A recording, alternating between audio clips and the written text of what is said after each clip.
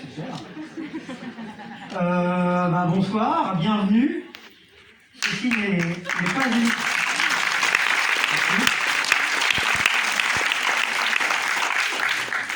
Alors, ceci n'est pas une cérémonie d'ouverture, puisque ceux qui étaient là en octobre le savent, on a fait une cérémonie d'ouverture le 27 octobre avec le film Ok Madame.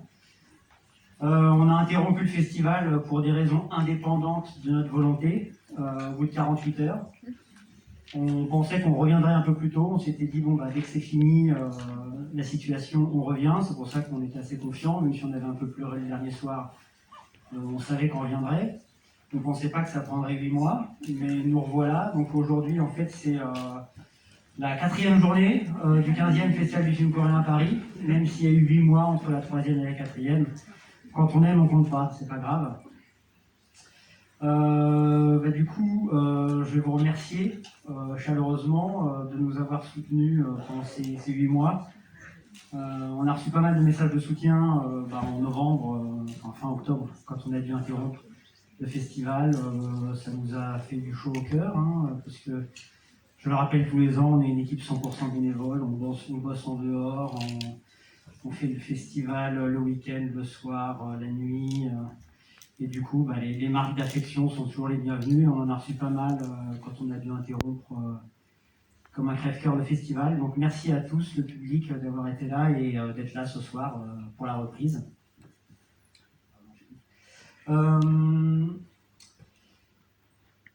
Je vais être cash avec vous. J'ai préparé un texte cet après-midi et évidemment, j'ai pas du tout le temps de le préparer. Donc de temps en temps, il y a des trucs qui viennent. Et de temps en temps, il y a des trous, mais c'est pas grave, comme c'est pas une cérémonie d'ouverture.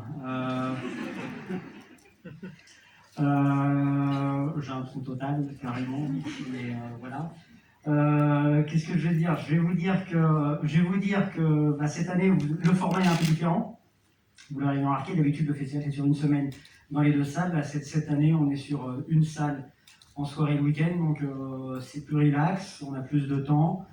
Donc n'hésitez pas à venir nous parler, à venir discuter avec nous, nous poser des questions sur les films, sur tout un tas de choses. Si vous voulez savoir l'adresse de mon coiffeur, il n'y a pas de souci, je peux vous donner aussi.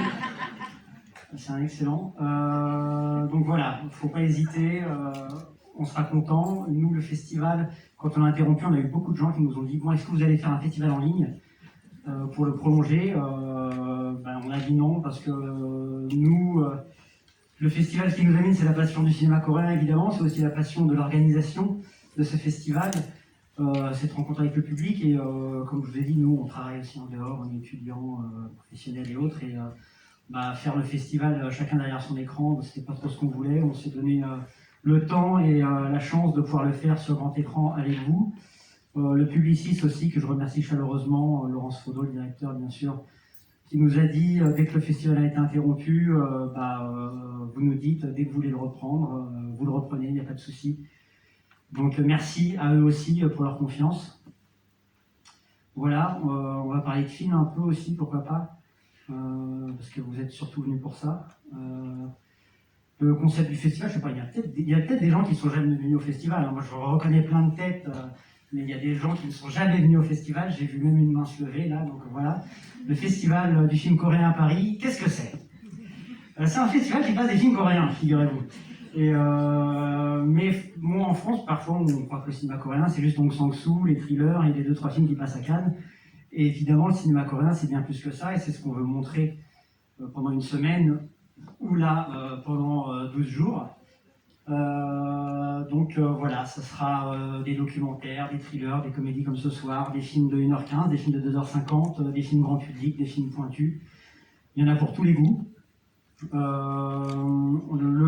verrez qu'on a un catalogue et une brochure qui n'ont pas changé. On a fait des économies pour la planète. Du coup, il nous restait plein de brochures et plein de catalogues. Il y avait juste les horaires qui changeaient, donc on a imprimé des nouveaux horaires et on a gardé les catalogues et la brochure, voilà, dans un geste écologique, pratique, logistique, économique, tout à la fois, c'est formidable. Et du coup, voilà, les films, vous retrouvez les catalogues sur les réseaux sociaux et tout ça. Pour le film de ce soir, pour la reprise, on s'était dit qu'on n'allait pas reprendre le film d'ouverture, vu que c'est pas une ouverture. Et on s'est dit, bon, on va pas mettre le documentaire sur la petite fille disparue, on va peut-être pas faire une ambiance un petit peu comme ça, down dès le premier soir. Le but, c'est quand même que vous ressortiez pour le premier soir la joie au cœur. Donc on a choisi un film plus grand public, cette comédie que vous voyez derrière moi, Crazy Romance. C'est le premier film d'une réalisatrice dont le nom apparaît derrière moi, Kim Han-gyol. C'est un premier film d'une réalisatrice, un film de studio, il faut le souligner parce que c'est assez rare dans le cinéma coréen qu'une jeune réalisatrice trentenaire puisse faire un premier film dans les studios comme ça. Et c'est un film qui a été très bien accueilli par le public, par la critique en Corée, qui a cartonné au box-office. Et donc c'est formidable pour elle et c'est formidable pour nous parce qu'elle a fait un très bon film qui est parfait pour reprendre ce festival là où nous l'avions laissé. Vous allez voir, c'est un film drôle, c'est un film péchu. C'est un film qui, sur le papier, est une comédie romantique, mais qui, et c'est aussi pour ça que ça nous a plu, qui dit beaucoup de choses aussi de la société coréenne, notamment de la façon dont elle peut voir les femmes trentenaires qui, finalement, ne sont pas obsédées par le mariage et qui sont dans la séduction et qui, finalement, le film s'amuse à retourner les codes du genre et les codes des genres entre les hommes et les femmes aussi. Le duo acteur-actrice Kong Yeojin et Kim Rae-won que vous voyez derrière moi. Kim Rae-won, l'acteur, il n'est pas forcément très connu en France pour ceux qui suivent le cinéma coréen, parce que c'est vrai qu'en France, je crois qu'aucun de ses films n'est sorti en salle en France. Même nous, je ne suis pas sûr qu'on ait déjà passé un film avec lui. Il y avait un film The Prison qui avait été acheté par Canal, je crois, quelque chose comme ça, il y a 2 ou 3 ans. Kong Yeojin, elle est un peu plus connue. Elle avait été révélée, si vous aviez vu à l'époque, il y a bientôt, il y a bien 20 ans maintenant, Memento Mori. Elle était lycéenne à l'époque, enfin, elle jouait une lycéenne, elle était toute jeune. Depuis, elle s'est devenue quand même une belle star du cinéma coréen. Voilà, donc vous allez voir, c'est un film péchu, c'est un film pétillant, il y a une belle alchimie entre les deux. Et c'est un film qui, j'espère, sera parfait pour ce retour du festival et qui, à la sortie, quand vous sortirez de là, vous direz « Waouh, j'ai envie de venir tous les jours ». Alors ça tombe bien parce qu'on est là pendant 12 jours et il y a des films différents quasiment tous les jours, même si certains on les repasse. Celui-là, et si vous avez adoré le film en plus, qui est formidable, on repasse une deuxième fois. Dans 10 jours, vous avez le temps de le digérer, de revenir le voir samedi, le week-end après. Et puis voilà, mais il ne faudra pas avoir peur non plus des films de 2h50, des films un petit peu plus, mélo, un petit peu plus durs, il y a de tout. Et c'est aussi ce qui fait la richesse du cinéma coréen et ce qu'on essaie de représenter ici. N'hésitez pas. Et en plus, moi, on m'avait vendu refaire le festival en juin-juillet. On m'avait dit, tu vas voir, c'est trop cool, David. En juin-juillet, on va pouvoir faire le festival en t-shirt, en bermuda. Il y a eu tromperie sur la marchandise, donc finalement on n'est pas dépaysé, on a l'impression d'être à la Toussaint comme d'habitude. Donc finalement on est bien dans une salle de cinéma, elle est belle, il y a de la place, vous voyez. Je vais rappeler à tout le monde, mais ça, vous êtes des professionnels du public du cinéma, qu'on vit encore un peu en temps de pandémie, donc on garde le masque sur le nez pendant la projection, tout du long. Quand on est dans le cinéma et autres, après sur le trottoir devant le cinéma, vous faites ce que vous voulez, mais dedans on garde le masque, voilà.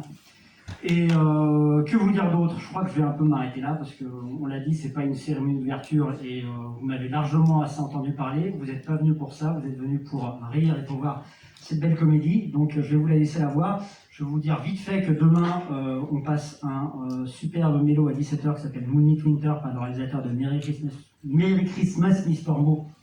Donc on avait passé il y a quelques années, c'est à 17h, c'est très beau, ça se passe dans la neige, en hiver, ça va pas trop changer. Je pensais que ça serait un bon film pour l'été, mais finalement voilà, ça zappe aussi. Et à 20h, on a un très beau film aussi, Baseball Girl, donc n'hésitez pas. Il reste des places pour quasiment tous les films, je crois encore. On est ravis de vous voir et de vous avoir pendant 12 jours. Donc amusez-vous bien ce soir et pour les 12 jours à venir, et excellente projection et à demain.